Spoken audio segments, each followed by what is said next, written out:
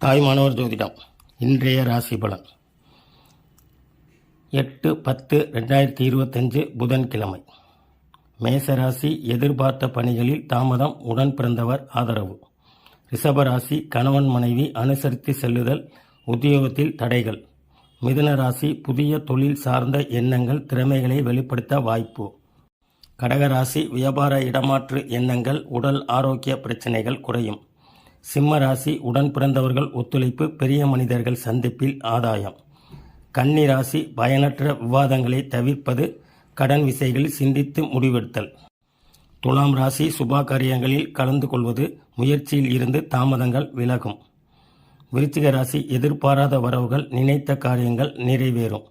தனுசு ராசி பயனற்ற செலவுகள் கட்டுப்படுத்துவது, புதுமையான விஷயங்களில் ஆர்வம்.